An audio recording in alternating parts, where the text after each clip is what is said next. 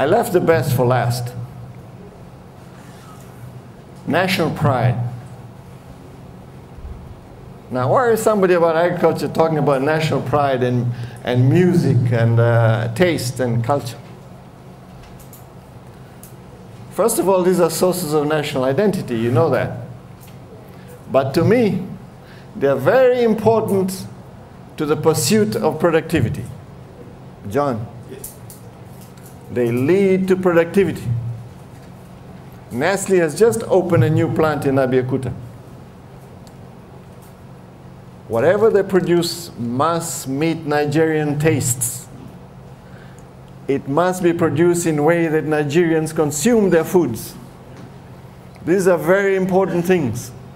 They're not shipping it from Switzerland and telling you, eat this the way we want you. They're coming here and investing in the way you want, the way you consume, and the way you use the product. That means research. That means fabrication that's relevant to Nigeria. It's a very exciting thing.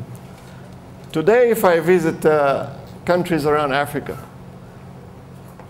and I don't take some films from Nigeria, they won't let me into their houses. Nigerian films are in great demand throughout the continent. It's a fantastic source of national pride. Before that, it used to be only Hollywood. Now, Nollywood. In spite of what I said and the limitations concerned, Nigerians are achieving so much. The word I want you to remember is in spite of. Can you hear me in the back? What did I just say? Thank you. It's fascinating how much Nigeria has achieved in spite of the lack of infrastructure, the lack of good energy. Nigeria, sadly, ranks among the lowest in the world in terms of ease of doing business.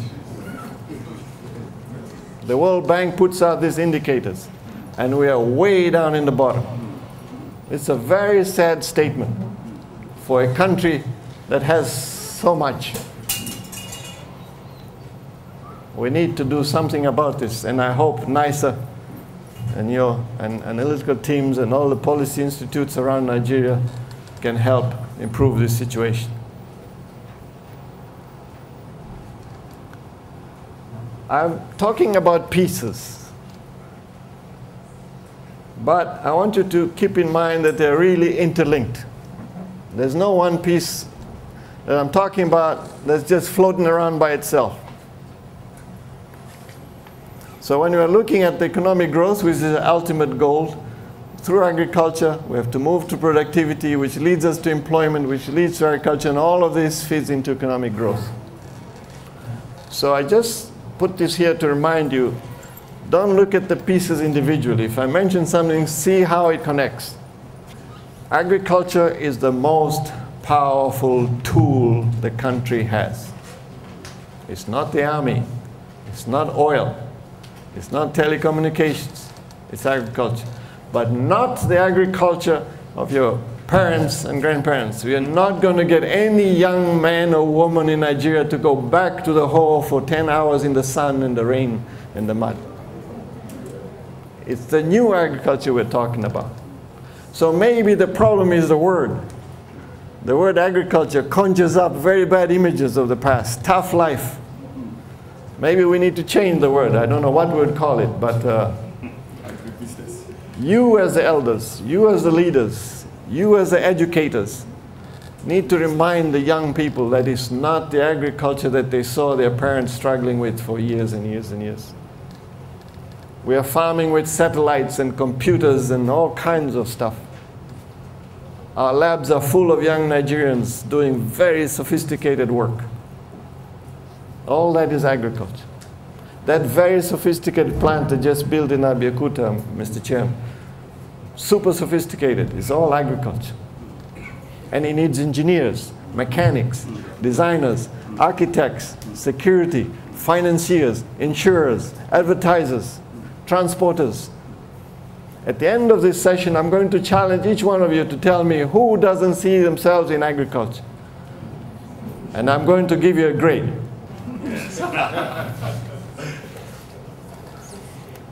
The small agriculture is one of the sectors that stimulates small and medium industries the most. And these industries are very, very important. They employ the most people and they have the fastest growth rate. It's not the huge, big industry that we're looking for. It's those small industries all over Nigeria. And many of you young, I see some young faces in here, that you should be running those.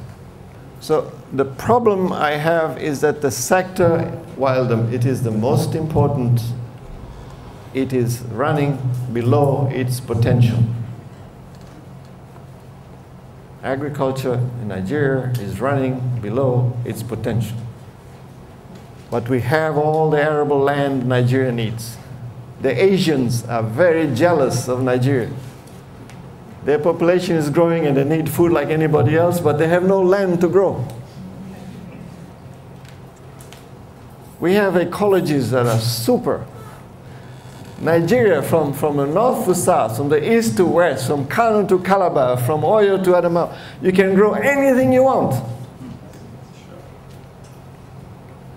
And sell it and use it and make money and make profits from it. You can grow, Nigerians can grow it, Nigerians can produce it, Nigerians can process it, Nigerians can enjoy it, Nigerians can trade it. Am I making you happy?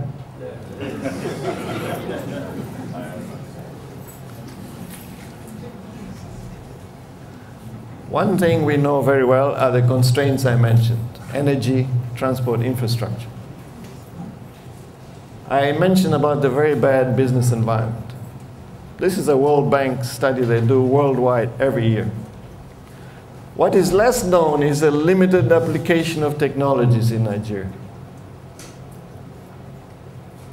And Dean, I was very happy about what you said. There was music to my ears about what you do to your students. The low skill base in the sector. I find this a little contradictory because Nigerians really love education. Nigerians will do everything and anything to get their kids to school.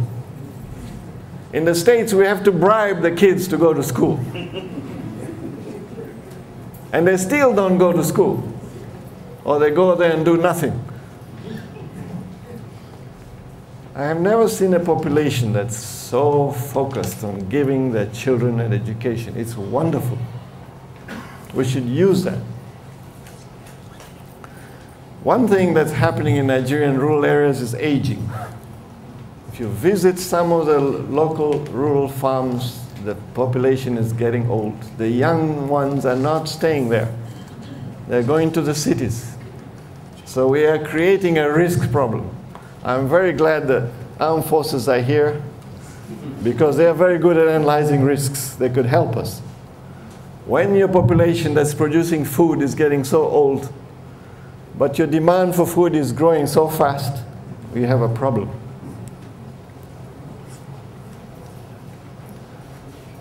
When you have suboptimal production, you have a problem.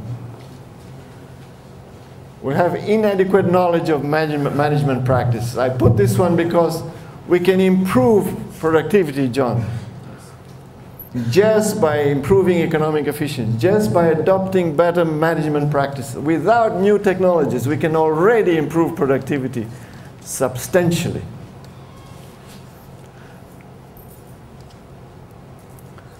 But I don't want to hammer on the programs and problems because I don't want them to discourage you. To me, problems means profits, and problems mean progress. So if people here in the business sector or thinking about business or getting into business, consider every problem I've mentioned as a source of major profits. For our leaders in here, the problems, if they're resolved, there's a source of progress. I want to show you that it's possible. If you have a piece of paper and you have a pen, I see some of you are scribbling some things, please just write those 3 words down. It is possible. I can't hear you repeating it. It is possible. Thank you. Brazil moved from being just a regular country struggling to feed its people to a major, major farm giant globally.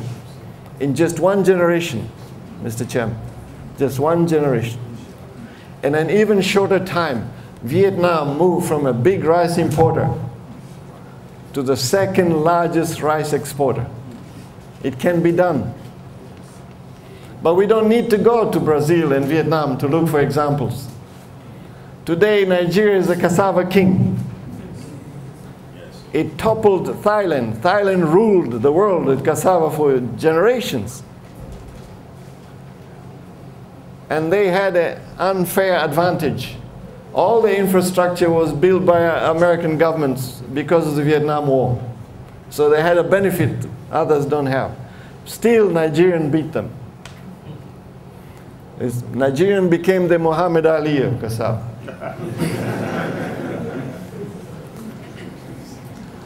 Today, Nigeria is a soybean king. South Africa used to dominate soybeans in Africa. Nigeria has beaten them, not by 1 kilo or 2 kilos, but by 400,000 kilos. Today, Nigeria is the king of soybeans in the continent. Nigeria has always remained the plantain king.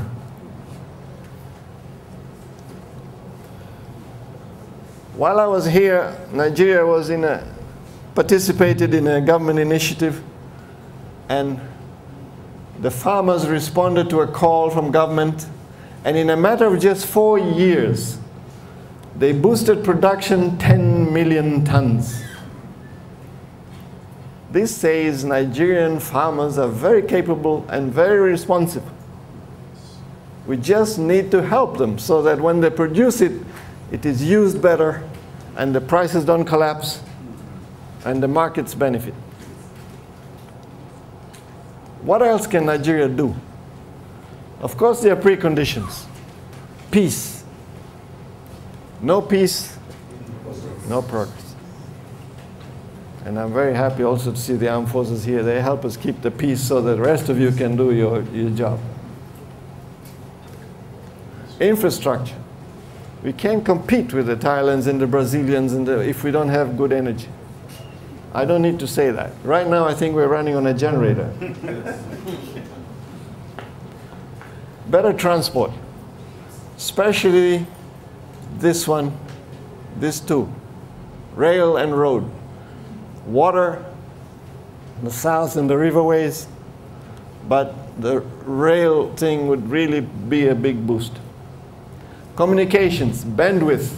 Please keep this in mind. I'll come back to it quickly about why we need this bandwidth, especially in the universities and research institutions. These are the biological databases in the world. They're growing so fast, and they're free.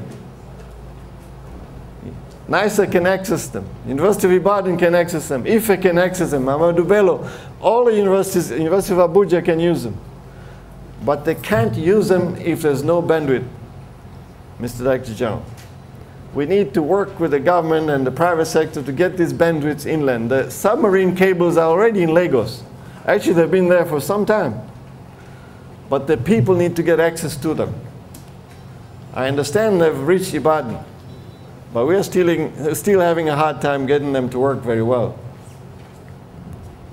These databases will save a lot of research time. The sequencing of cassava is already in the public domain. Next year, IITA will put the whole genetic sequence of cowpea in the public domain. That means all Nigerian scientists working on cowpeas can use it free. But they need bandwidth.